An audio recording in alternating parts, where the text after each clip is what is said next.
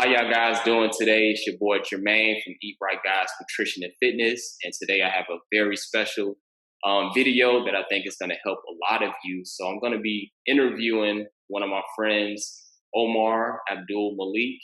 He is a physician's assistant. So if you're a student or you're a dietetic intern or if you're a dietitian and you had any questions in terms of this potential career field, I definitely think he's going to be the perfect person to answer some of these questions that I have. So I'm just going to give it over to him, let him introduce himself, and pretty much tell us how you became a physician's assistant. Okay. All right. Peace be to you all.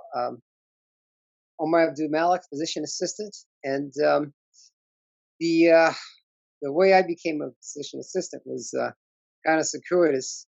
I first heard about the PA field about maybe 32 years ago, and I was a college freshman, and I was actually a struggling pre-med student, and I met a fellow schoolmate of mine who was majoring in something called physician assistant.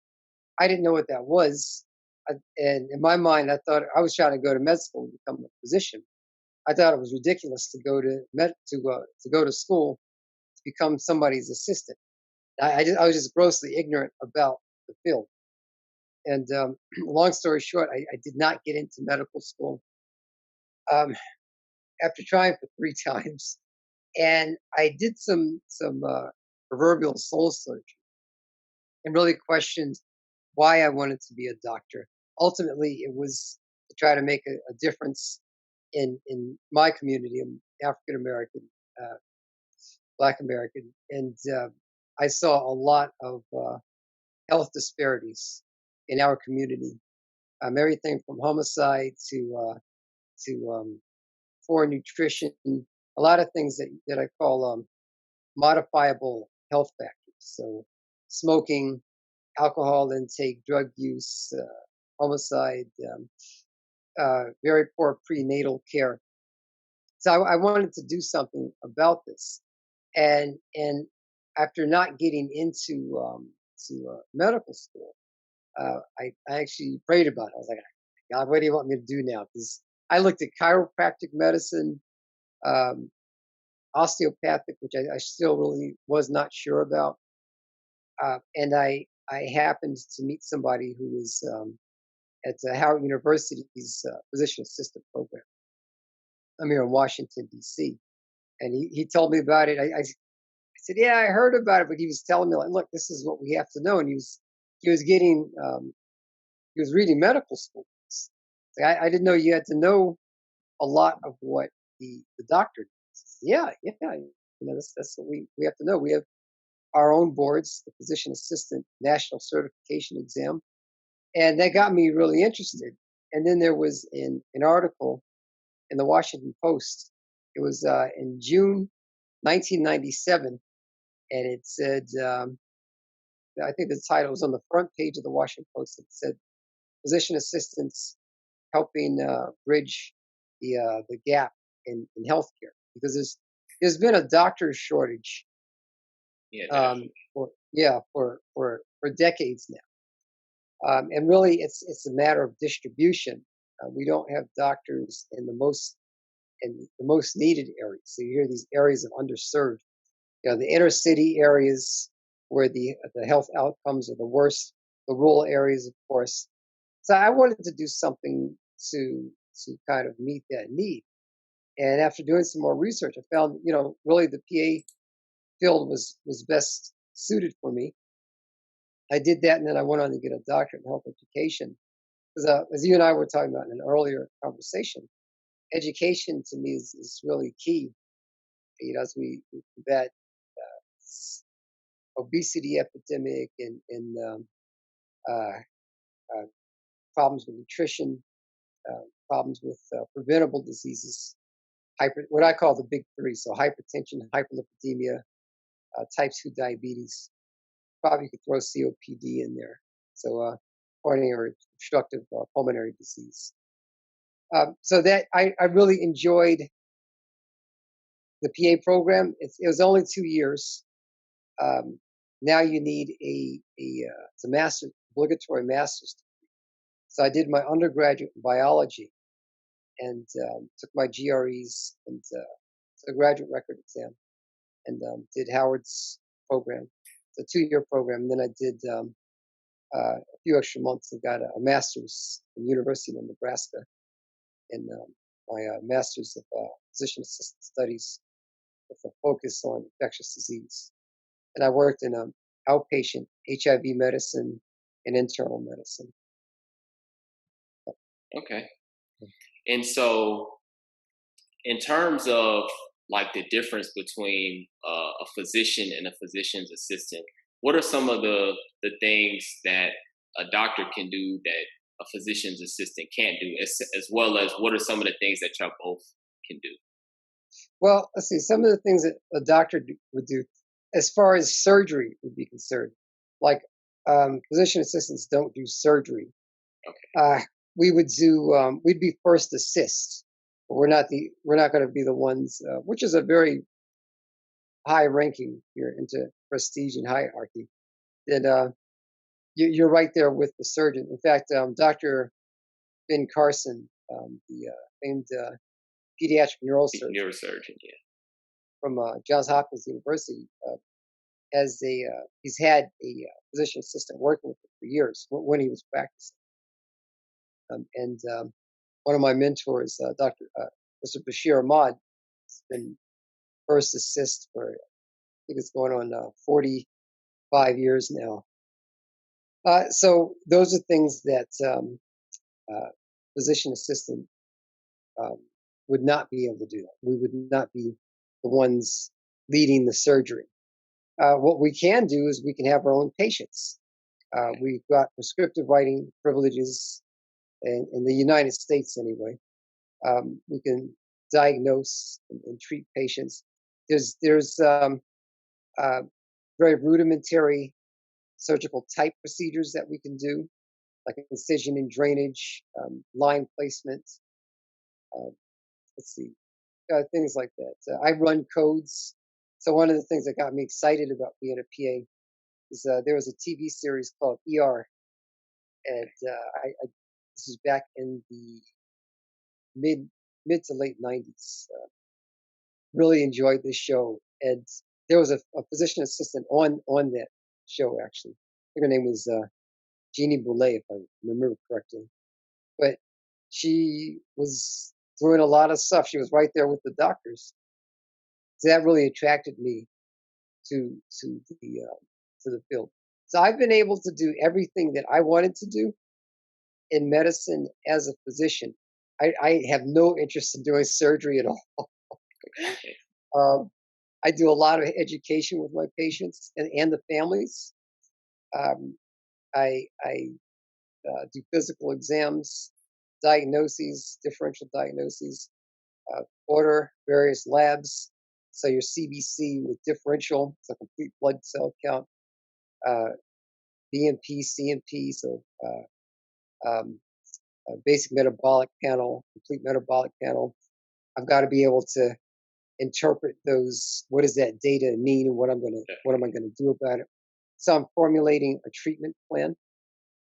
I order various ancillary studies, so chest X-rays, ultrasounds.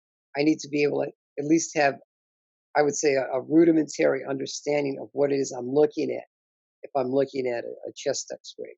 Of course, I've got to be able to know when to do consultations. So if I order a chest X-ray, for example, I can read it, but I have to also consult with the radiologist.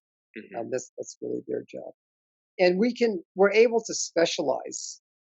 There's now, they're called PA residency programs. Really, they're more intensive training programs. So training programs, physician assistants in surgery, intensive care medicine, critical care medicine rather, things like that, pulmonology. Yeah, so you have a lot of autonomy as a PA. I felt I've always functioned with about 90% autonomy, which is good for me. Okay, So in terms of the residencies, is this something that you do in PA school, like during those 2 years, or is it something that's after you become a Yeah, so PA? so so that's after you become a PA, and I'll issue this caveat: it's not a residency that's even anywhere near as intense or as long as the physicians. So a physician, let's say I've really functioned in the capacity of internal medicine. I've always just treated adults. So as a physician would do a 3 year residency after medical school, and that would be in internal medicine. That would allow them to function in the capacity of internist. So for for a physician assistant, if they wanted a very intense um, training program in internal medicine, they would do maybe a year long training session with what's called a residency, quote unquote, for PAs, and really focus on adult medicine. Okay. Do you get paid during residency? Yes, yeah, yeah, but it's comparable to what you would make. The PA salaries have gone up markedly from what I started. I think I saw one at one school. It was about 60 or 70,000. Well, so that's not comparable to what PAs make now. So maybe like 80,000, because you're considered that you're still in training. Yeah. Okay. But you can expect a lot more when you finish. Okay. So in terms of like, what's a like what do you do on a daily basis in terms of like how many hours do you work a week, as well as do you have to work weekends? Yeah, it really depends on what you want to do. So I'm a hospitalist PA. I work anywhere from 8 to 12 hour shifts, and I can work things out with my supervising physician. So where I've got a great deal of flexibility, I can say, well, I don't want to be on call, or I want to work, three 12 hour shifts per week with rotating weekend shifts. And if she's able to work that out, and if my other PA colleagues and nurse practitioner colleagues are amenable to that, we can all work something out where Okay. you can. There's a lot of flexibility with your schedule. If you want to work straight 8 hour days, you can do that. But it really depends on. It's probably like your experience as a registered dietitian. It really depends on where you work and in what capacity. So is it usually 40 hours a week, or is it a little more? It depends. Depends. Like I can. We work. I want to say it's. I want to say 2,000 hours per year is what it's got to Okay. be. Um, but how that time is allotted throughout that year, it can really depend on you, and then what your supervising position is able to work out for you. I may not want to work a straight 40 hours a week. Maybe I can't do it because of lifestyle. I've got Yeah. my wife and I've got 4 children that we're working with. So I can I can say, well, instead of doing 40 hours a week, can I do 36 hours a week? Okay. You know, so it comes out to 40 hours a week on average, but it's not really a 9 to 5 Okay. type of job. All right. And Yeah, so, kind of going back to PA school. So, from what I've heard, is that in order to get accepted, I'm pretty sure it's very competitive. That most of the schools want you to have some kind of clinical background or some type of yeah, experience in the clinical field. Is that true? yeah. And it's become a lot more rigorous. Uh, for instance, when I got accepted in the PA school back in '98, one of my classmates was an accountant with no clinical background at all. At another school, like that, was an attorney, no clinical background. So it now they want you to have. Some schools want you to have as many as 2,000 hours of clinical experience before you even get into PA school. So in that experience, it's not just volunteering in a soup kitchen or something like that. You Yeah. got to have something in which you it requires a certification and a license, and a lot of what we call direct patient contact hours. So phlebotomy. A lot of people are nurses. Uh, they work in ICUs or emergency rooms, and then apply to PA school. There's some people that are like me, where I got my degree in biology, but I paid for that degree by working as a certified nursing assistant for 4 years. So I have fairly extensive direct patient contact hours within that capacity. Yeah, I've heard of And EMTs and stuff. yeah, yeah, So exactly, yeah. exactly. Okay. Emergency medical technician, um, anything that requires like a certification and a license, Okay. in which you're actually treating patients. And so my final question, which is probably, in my opinion, one of the most important. Me doing like a little research on PA schools, I found that they're pretty expensive. To me, I've seen that they're around 90 to 100,000 a year. So in terms of that, with people taking out that type of debt, and I heard that you can't really work in those 2 years. Yeah, What is the pay like as a PA in terms of entry level? I looked at the Bureau of Labor Statistics, and they're saying that the median income is around 112,000 a year. But I know that's probably depending on where yeah, you live, your level of experience. But if somebody was just getting out of PA school, um, what would you say would be like an average salary out of PA school? yeah, yeah. So starting out with no experience at all, a PA can expect to make about, let's say, about 95,000. And I think that comes to $48 an hour, if I'm not mistaken, somewhere around there. But you can get experience fairly quickly if somebody's willing to risk hiring. I mean, you've experienced this. Yeah, Say, okay, we want at least 2 years of experience. It's like, well, if you don't hire me, I can't get that experience. yeah, Um, but if you're willing to accept a lower than average pay for like maybe 95,000 to work in an outpatient clinic, nonprofit outpatient clinic, something like that, and get your year of experience, you can go up very quickly to about 110. And then depending on what you're doing, if you're doing like hospitalist medicine, like me, anywhere after a few years between 120 to 170 per year, 170,000 per year. Um, and then that depends on the types of benefits package that you want. You don't want any benefits. You want just straight um, salary or hourly pay, and then you figure out how you're going to pay insurance, things like that. You can make about 160 to 170, depending on how often you're willing to work. So if you want to like really put in serious hours, you can do that. There's dermatological PAs at very successful um, clinics. Aesthetic medicine is what they're calling it. Uh, they they can make as much as 200. That's an outlier, I would say.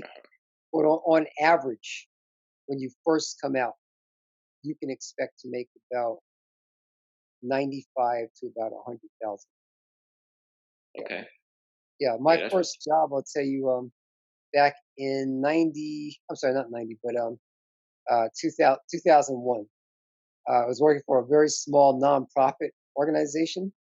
It was exactly the type of medicine that I wanted to do. So I was taking care of the underserved. It's 56,000 a year, and at that time, man, I thought that was a lot of money. But now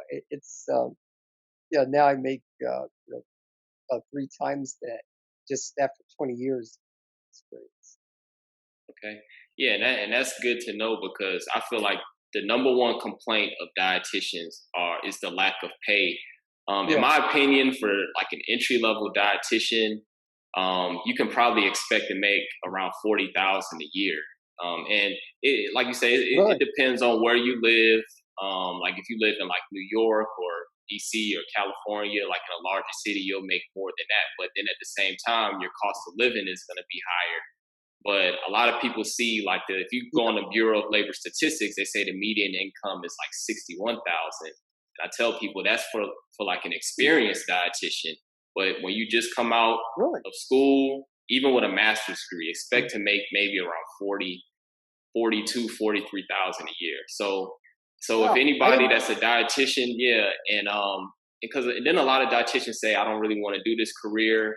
I don't know. I want to have more experience, or I want to have. I'm sorry. I want to have more responsibilities. I want to make more pay, but they don't want to go through all those years of medical school. I think becoming a physician's assistant, to where you already have the clinical experience, the contact hours. It may not be Right. as hard to get into the PA school as other people.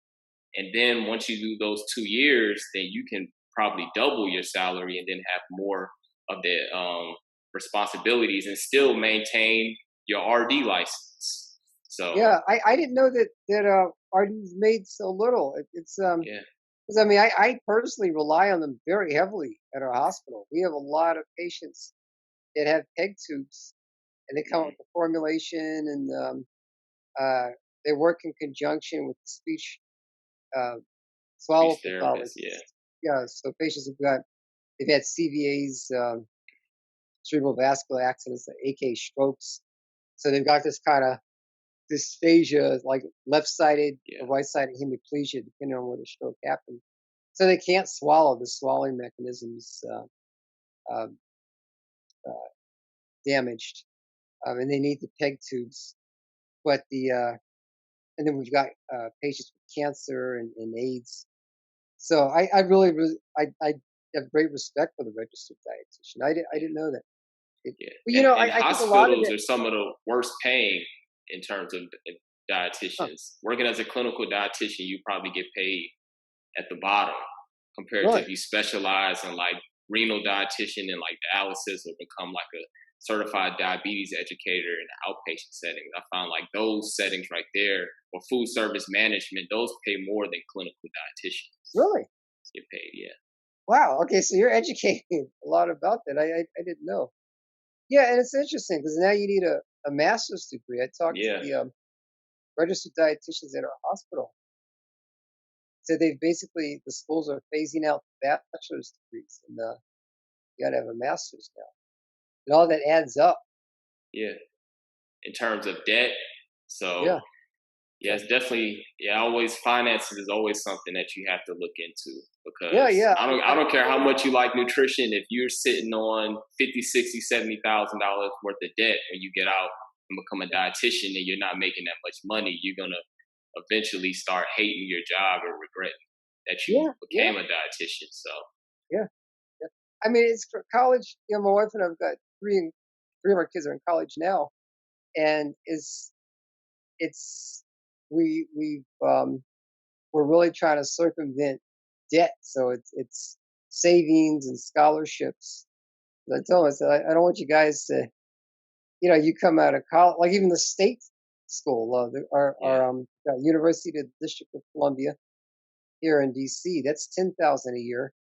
University of Maryland, right across the border, is almost 30,000 a year, and that's for in-state. Howard University's like 28,000 a year, and it's those are ridiculous. the less expensive schools. GW, Georgetown University, and George Washington University are both like about 70,000 a year if you throw in room and Yeah, board. I mean, and then you come out with this degree that pays you a mere fraction of what you owe. yeah, It's very difficult. yeah. But all right, thank you for being on this channel. You dropped a lot of gems, and I definitely think this is going to help a lot of my subscribers. And if anybody's interested in learning more about becoming a physician's assistant, he has his own YouTube channel. He basically does the same thing that I do, but Yeah. in terms of becoming a physician's assistant. So like I say, I'll leave the links to all that in the description. I'll issue this caveat. So many physician assistants are very sensitive to the physicians. It's like physician apostrophe S. I'm not. It is what it is. But if you say the term is physician assistant, or I think what's going to happen in the next few years is they're going to change it to physician associate, which is that's really what's being used in the UK and other countries. Yeah, it's a great field if anybody's interested. They can reach me on Instagram also. Okay. Yeah, I'll leave your Instagram in the description as well. Yeah. Okay. All right. So like I say, man, thank you for being in this video, and definitely go subscribe to this channel. Okay. All right. Thank you. All right, peace. Take care. And if you're a nutrition student or a dietetic intern and you're concerned about passing an RD exam, feel free to join my Facebook group, RD Exam Prep. The link will be down in the description. This is where you can be part of a community that will answer any questions that you may have. Also, I have posted free notes, study guides, and practice exams. And there's also people in the group that offer tutoring services. And also, while you're at it, feel free to visit my Instagram page, Eat Right Guy, and you can visit my website, eatrightguy.com, where I have posted a variety of blogs on various nutrition and dietetics related topics.